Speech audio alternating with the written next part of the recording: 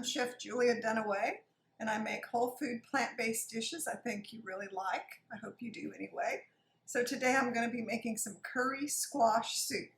And I have a curry squash. It kind of looks like a pumpkin. In the Japanese squash, the kabocha and curry squash, they are kind of like a pumpkin. But you can use pumpkin and make pumpkin soup too, but you have to get the sugar pie pumpkins, really, for eating. They're not the same as those gigantic jack-o'-lantern pumpkins. There are some special, you'll see them in grocery stores, special pumpkins that people buy just for eating, and they're usually called sugar pie pumpkins. You could use those too, but this is a curry, K-U-R-I, squash.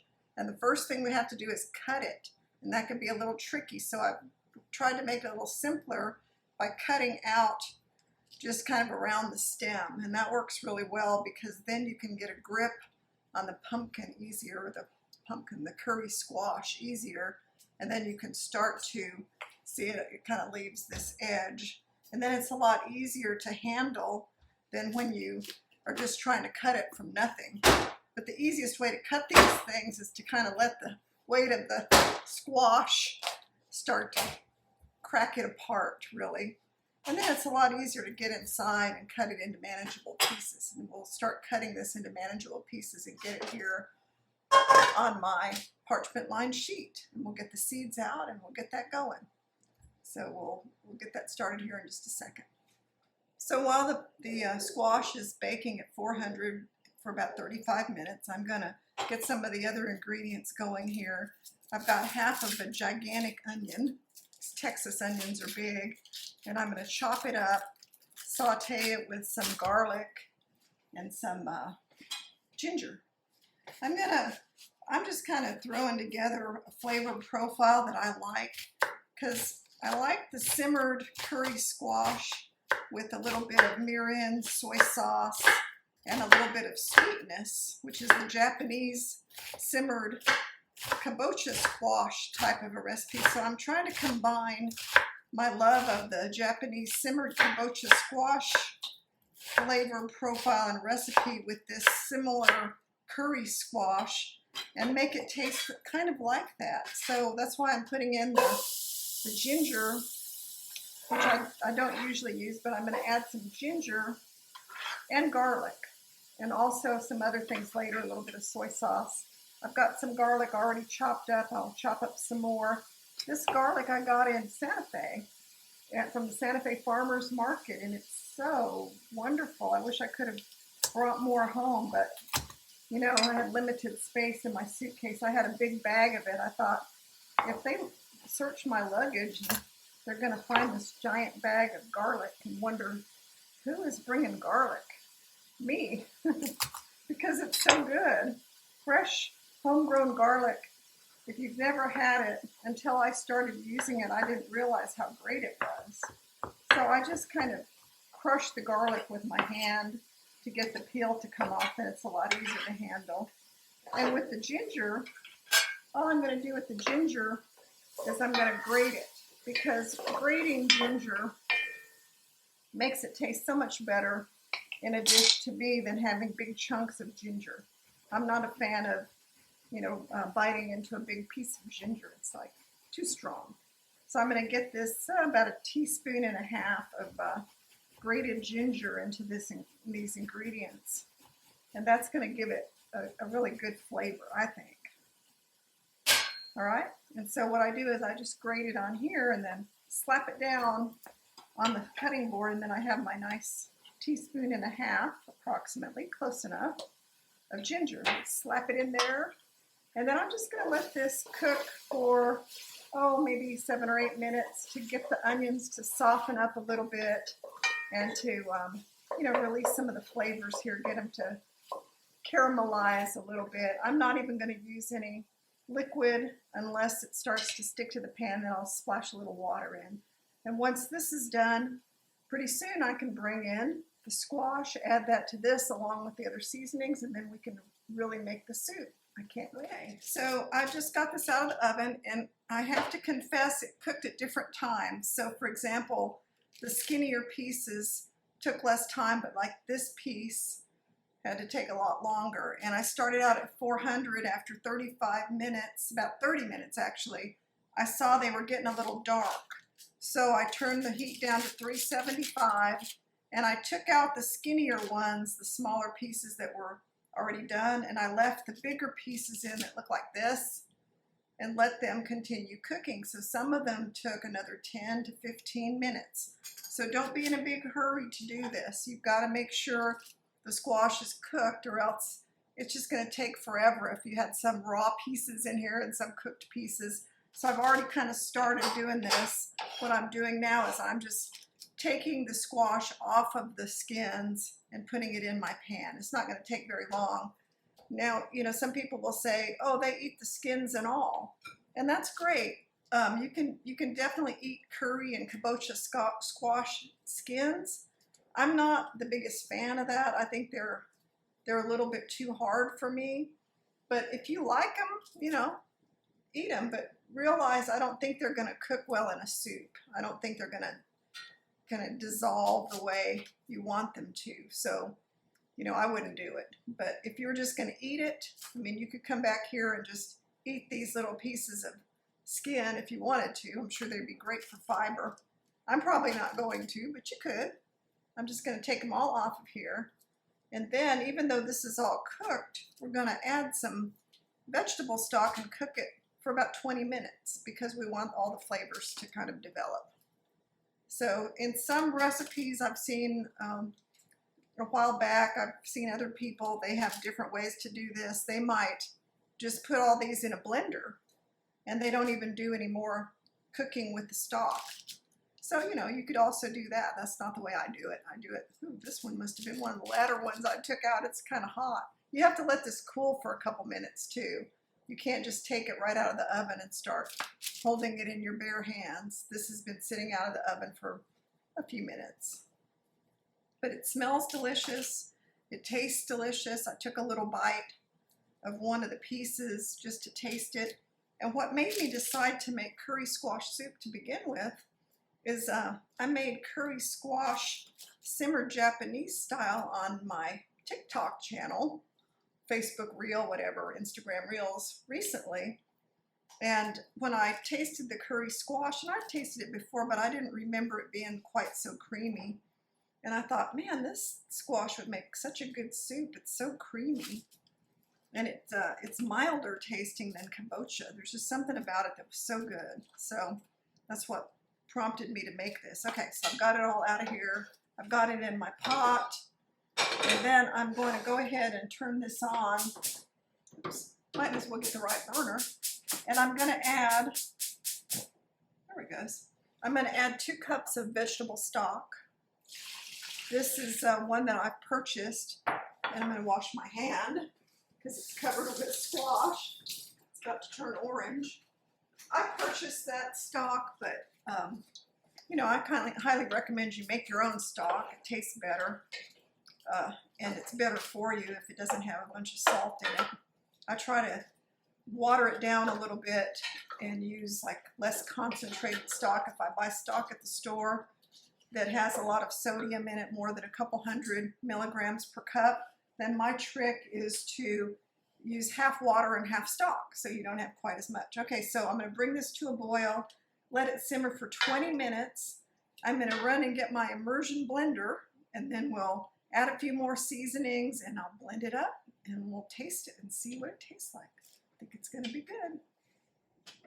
So I know I initially said I was going to use the immersion blender, but I changed my mind when I saw how thick and kind of lumpy the cooked squash is. I thought, nah, it's probably not going to work very well. So I'm using my blender. And what I'm going to do is I'm going to take about half of it at a time, because when you put hot liquids or hot food in your blender and you process it, it kind of expands.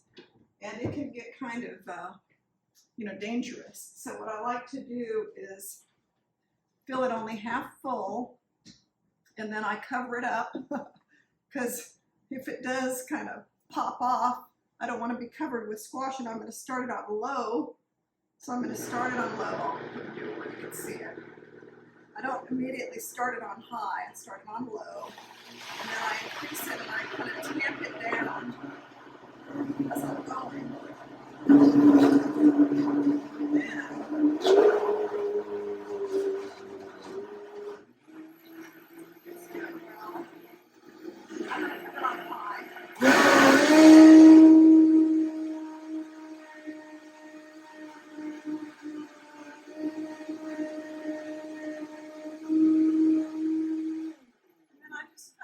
it by looking at the tamper tool, and I can tell that it's gotten smooth. And you can always, taste it and tell, oh, that tastes really good. Now I have to do the same exact thing with the rest of the batch.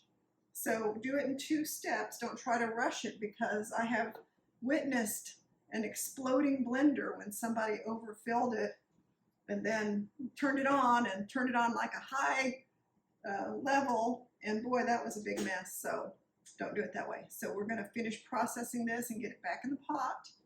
I'll put this in an extra bowl, and then I'll put everything back in the pot. We can finish it off and then taste it. All right, after doing my double blending, remember I divided it in half and did 2 batches of getting everything nice and smooth. It's silky smooth, and that's important because this is not a chunky soup, and I think that's what made me decide. I don't know if you can see it. I don't have my close-up person here today, but in my previous soup, the potato soup, it didn't really matter if it was, had a few chunks and it was kind of like a chunky potato soup, but this one is smooth. So I'm going to be adding my cashew cream, which is a cup, or cashew milk really. It's a cup of cashew milk. I just made it by taking a half a cup of cashews and a cup of water and blending them in my blender. I make this for a lot of things. Depending on the kind of blender you have, it's good to soak the cashews for an hour or so, or soak them with boiling water. That works really well. And if you don't like cashews, don't add it. And I did reserve a little bit of my cashew milk cream on the side because I'm going to use it as a garnish. I'm going to heat this up a little bit because that cashew milk wasn't very hot. So I've got the soup here, and it's a lot lighter now that I've added the cashew milk. And I'm going to add my seasonings. I'm going to add some tamari, tablespoon. This is a low sodium tamari. Why am I adding tamari? Because remember, I want it to taste kind of like my Japanese simmered kabocha squash. So I'm going to add a tablespoon of mirin, which kind of is that Asian sweetness, rice wine kind of flavor, and I'm going to add that.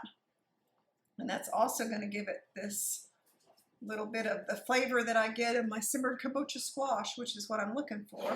And then last but not least, I'm going to add some Chimayo red chili powder. I just got back from New Mexico, and Chimayo chilies are grown in the Chimayo area of New Mexico. I'm going to add half a teaspoon, and then I might add more depending on how that tastes. I'll add a little for the garnish too. And they have a real depth of flavor that it's hard to explain. There's almost a sweetness to the Chimayo type of chilies. It really is good. You have to taste to know. Okay, so I'm going to taste this. It's a little thick. I don't really taste the chili, so I'm going to add another half a teaspoon so that I can actually taste it. It's not really that spicy, it just has a really good flavor. So there is my chili flavor I'm going to have, and that's it. Now we could add, let's say, it doesn't have much of a taste for salt, so I don't like to use a lot of salt. I'm going to add a couple little pinches of kosher salt. And then we can also add some freshly ground black pepper. A little bit of that.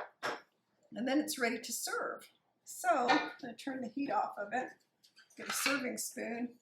And I'm going to serve it in this bowl that my mother made. It's such a pretty color bowl. I think it will do the beautiful colors of the soup justice to have it in such a pretty bowl. So that's one of the reasons I'm going to use this pretty bright blue bowl. And it's kind of sentimental too. I mean, she made it by hand. So then what else can we put on our soup for garnish? Well, remember I told you earlier I had all these Fresno chilies from my garden, so I'm going to take one of the Fresno chilies and I'm going to slice it really thin and put a couple slices on top with a little bit of my Chimayo chili pepper. So that kind of gives me that, look of what I was after, which was a little bit of spice, a little reminiscent of my Japanese heritage. Try to find some pretty slices here. These are Fresno chilies, and they're not super hot. They have a nice little kick, but they're not hot. So don't be afraid to use them. And then remember I said I'd use a little bit of the Chimayo chili pepper, and that gives it a little pretty color. And then last but not least, I have my little reserved cashew cream. And I always think that looks pretty on top, and that also tells you that the soup is a creamy soup. So there we have it. We have the beautiful Kuri Squash Soup with some Asian flavors. And you could also change it up a little bit by making it with red curry paste or yellow curry paste, and make it kind of like a Thai flavor profile, and maybe add some lemongrass. But mine is kind of like the Japanese simmered kabocha squash profile with mirin, soy sauce, ginger, and that little bit of Asian flavor for me. So I hope you make this Kuri Squash Soup creamy, and it really is a flavor of fall. I can't wait to sit down and enjoy this, and just think about the changing weather. It's finally cooling off here in Texas. So I hope you make this soup. Watch my YouTube channel, subscribe to it. Watch me on TikTok, Instagram, Facebook, and my website, chef-julia.com, has all my upcoming cooking classes. So see you soon. Bye-bye.